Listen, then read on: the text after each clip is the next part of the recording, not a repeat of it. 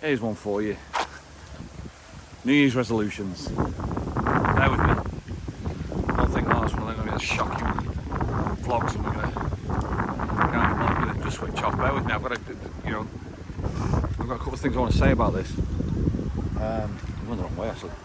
I'm down the road. Still windy. Still between Christmas and New Year. I think it's about Thursday. New Year's resolution will kick in on Sunday, so it's Thursday, Friday, Saturday. So we've got 2 days to make a difference, or to put something into place, and see what yours are. I mean, there's a couple of questions I want to ask about this actually. Has anyone on this channel in the chat? Hi Kerry, you alright love? Ever kept a New Year's resolution? You ever kept one? Because I don't think I have. I said last night on the Rick and Shelley channel, I've kept 2. One was splitting from my ex-wife, make sure that happens, and the second one was trying to be happy. But even then I don't think I've done that one yet. But have you actually managed to keep ever a New Year's resolution? I don't think I have. I remember one of them that I do remember. I was 48 years of age and I gave myself a New Year's resolution that I wanted to have a 6-pack by the time I was 50. I didn't keep that one. COVID kicked in. To be honest with you, you need to go to the gym and you need to do diet and stuff like that, and that's not me at all. I'm not a gym goer. However, I've always been slim.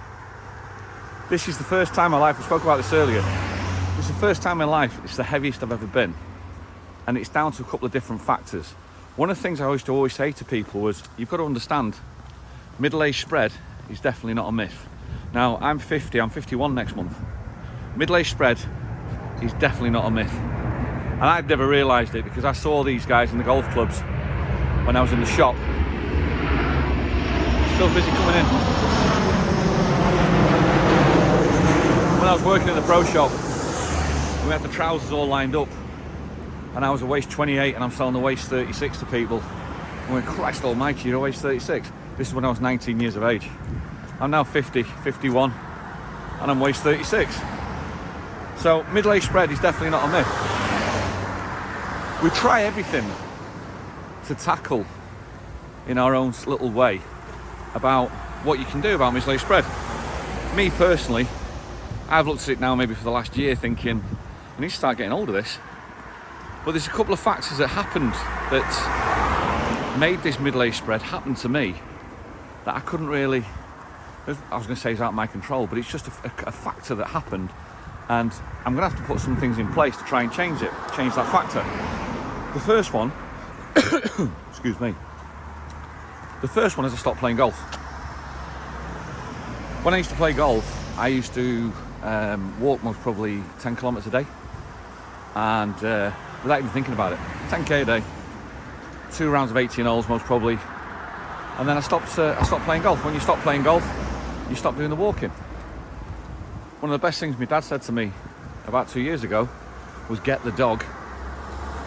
I look at it now, at the time I didn't really want the dog, Rolo, but I got the dog, and thankfully because of the dog I'm out walking, and we're going to talk about that in a second as well. But giving up golf, that was the first thing. I moved on from there into the car sales, as you know, and that was pretty sedentary, can't remember the word. Just sitting behind a desk, walking out to a forecourt, back behind a desk, office, and therefore that was the first stage of where the weight increase happens.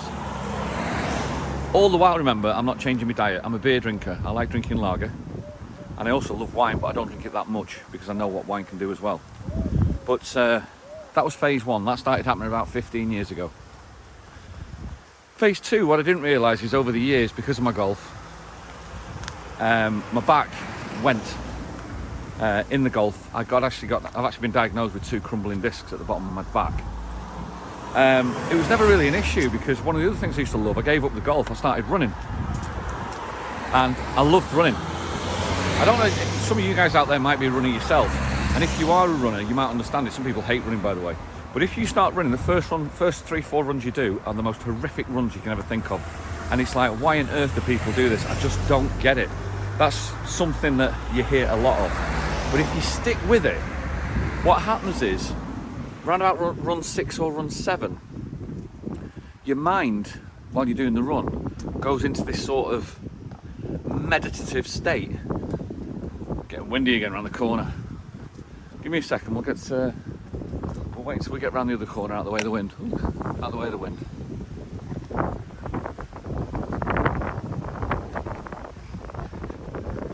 I told you on the vlog the other day, it's a nightmare man around here at the moment. This Colima.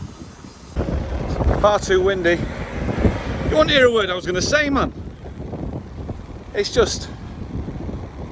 it's not the right weather for this, like. Not today.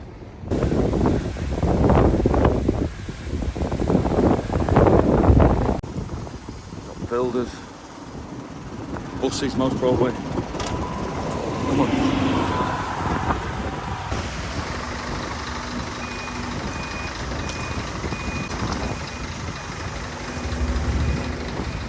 Your mind gets into some sort of form of meditative state where once you hit that moment without even realising, you can actually chew the pavements up and go for miles without even thinking. I decided once I was going to train for the marathon, the Kielder Marathon, because I was living up in the Northumberland, and I thought I'd give it a go. And with about 8 months to go, I started training for it. And I actually managed to get, twice, I managed to get 17 miles. So I could run for 17 miles, that's the most I've ever ran. And then I hit they call it you hit the wall. I actually hit a mental wall. And I went from just chewing the pavement up to nothing, stopping. And it was weird, and I did it twice, and I never got to actually get to do the marathon. But the training part of it was absolutely fantastic. I loved it, absolutely loved it. But what happened from there was,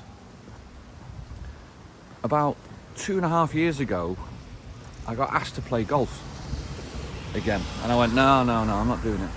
They went, yeah, come on, let's do it. It was a Christmas do for the company. I said, yeah, come on, let's go and play golf. I'm like, no, I don't want to do it. My back hurts and stuff. And I got cajoled into it. Your flattery takes over, you know. And you go, yeah, okay. So I did it, and I played here Golf del Sur, and I played bloody awful, as you would do, as you'd expect. I played nowhere near to a standard that I was used to, which annoyed the crap out of me, as it would do, as you would expect. But then the most annoying thing was, I'm sitting in a buggy and I'm trying to do all these swings, and by about hole number 14, I couldn't even sit in the buggy. My back was gone. It was killing me that much. Absolutely, I was in agony. So I had to walk the rest of the way because the slightest little bounce in the buggy absolutely killed me. I've been in pain ever since. But also the annoying thing about that was, when I started afterwards, a couple of days later, let the bike rest, I went out for a run. I got about 150 metres, back was gone again, back in agony. So every time now I try and go for a run, I get 150 metres, my back kills me, so I can't do it. So I've lost another form of exercise that I used to enjoy because of my vanity of thinking that I can go and play golf. And I'm really quite annoyed about that. And then lockdown hit. So first of all, you stop running, the weight goes back on, because your lifestyle remains the same, by the way. I'm still drinking beer, I'm still eating pizzas. Don't get me wrong, I try and eat healthy, but you know, I'd still take a takeaway, wouldn't even flap about it and go, yeah, I'll do that. So that happened. And then COVID kicked in. Well, when COVID kicked in, that was like the last straw for me, because I'm in a brand new relationship with Shelley. COVID's kicked in. There's not much else to do. We were literally stuck in the house for 12.5 weeks. There wasn't much else to do. So we had a party. We had a great time. Don't get me wrong. We had a fantastic time. But it takes its toll. And that's where the final nail in the coffin came when it came to weight gain, I suppose. So I've got all these factors that have come in, and that's now what's brought me where I am today. And for me, that's brought me to the heaviest moment where I am in my life. Now, some of you look at it and go, oh, you're not overweight. Some of you look at it and might go, yes, you are. Everybody's got their own perception of where they're at and where they want to be with their own weight. And I'm one of those people as well. So what I need to do is I need to think about some sort of resolution, New Year's resolution, So you go, well, how's this actually going to help? But there's a twofold in this. Number one, what's the New Year's resolution going to be? Number two, am I going to keep it? Because I've not kept one in my life. And that's the truth. I've not kept one ever in my life. So we can all stay there and go, yeah, I'm going to get off the beer and all, but you've got to keep it within your realms of your life of what it is you actually do. So my idea now is it was about 2 days ago, I saw a friend of mine back in the UK, Liam. He was in the same sort of position as me. He's a general manager of a car dealership, works for Evans Halshaw, successful in Sunderland, and I didn't even know he was doing this. And what he's done was he set himself a task at the beginning of the year, and his task was to walk 200 miles a month. 200 miles a month. Can you imagine? That's a lot of miles. 200 miles a month. And he's done it with 4 days to spare. He posted yesterday. He's done it. Now I've got to work out which way to go here so the wind doesn't get me too much. We'll go that way. You see, got that way with Los Abrigos, or we got that way with the sea, Tepicante El Nautico. I don't know which way to go. I fancy Los Abrigos, but I think if we get down there, it's going to be windy, but stick with us. We'll do Los Abrigos. 200 miles a month. Right. So I'm sat in bed with a cup of coffee 3 days ago reading this post, or 2 days ago reading this post. I think to myself, can I do that? Could I actually do that? Is that a doable challenge to set myself of 200 miles a month? So we need to do the maths, don't you? So we need to break it down to see if it's possible to do. I see this runner coming past and I'm jealous. Look at that. I'm jealous that she's running. It's a bit windy down here. Let's have a look. Yeah, it might be the other way, I think. I think it's going to be too windy that way. So 200 miles a month, right? Can we do that? Can I do that? So let's look at the math. I walk Rolo 5 times a week. Every morning, I get up about 8:30. I leave the house at 9:15. And purposely, I go and meet Ken with his 3 dogs. But what I do is I purposely don't drive to where I go and meet him. I leave the house and I walk there. So it's a half an hour walk there, half an hour walk back. So he puts an hour on the dog walk, and then I've got the walk with him and his dogs. Now I Strava'd that the other day, and that walk is 4.2 miles. So there's 4.2 miles 5 times a week that I do. And I thought that was a pretty decent walk, to be honest with you. 4.2 miles 5 times a week. I thought that was really decent to do. I was patting myself on the back until I saw Liam's post. And then I looked at it and I went, hang on a minute. Let's do the maths. 5 times 4.2 times 5. We're looking at 21 miles a week. Times that by 4. That's 84 miles a week, 84 miles a month. That's not even half of the goal that he set. So to do that, I'm going to have to double it and some. But then what happens when you double it and some, then comes down to the fact have I got the time to do that? Because I'm out from 9:15, and I don't get back in till about 10 to 11, which is a good hour and a half. It's like, have I got time to stick it to 3 hours to try and get that? And that's the predicament I'm in at this moment in time. Because I genuinely believe that if I did do 200 miles a month, I think I'd lose weight. I love walking. You see it, it's just something that I do. It doesn't give me any pain. I enjoy it. We've got some fantastic walkways down here. We've got some amazing views down here as well. So the question is whether it's a doable achievement of 200 miles a month. I managed to do that for 12 months. I mean, God Christ, I managed to try it for 1 month first of all. Just get past it. If I do it for 1 month, if I could do it for the first month, I'd be happy. But then it's small blocks, isn't it? Small steps. Because the question is it's a New Year's resolution? Can you stick with it? Can you keep doing it?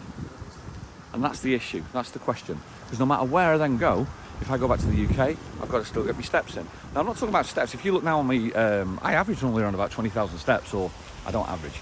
Many days I'll go 20,000 steps. And that's not an issue for me to do that. But I'm really cranking this up. We've got to just like turn that switch up to go, right, let's do 200 miles a month. Because 5 times, how many? 10 miles a day, 5 times, that's 50. Yeah, it's 10 miles a day, 5 times a week. You've got to give yourself times off. 10 miles a day. Can I do 10 miles a day? I wish I could run. I wish I could go back to running, because then I've got the time and I could do it. But it's not there. So, my question to you is, number one, have you got a New Year's resolution? Number two, if so, what is it? Leave it in the comments below. Number three, have you ever stuck to one? Have you ever stuck it? Have you ever done it and stuck to it? Because I'm interested to know. Number four, what's your perception about your own weight? Do you think you feel overweight yourself? Are some people never happy? I've seen skinny people that call themselves overweight. Am I falling into that bracket where I go, Rick, just get on with it? It's all weird. It's all how I feel, and I just need to know, as always, am I the only one, or do other people feel that way as well? We're on the Thursday, New Year's Eve Saturday night, New Year's Day's the Sunday. Good luck whatever you go up to, enjoy yours. We'll see you on the next one. Have a great one, as always. You know what to do. All the best. I'm off for the coffee. See you later.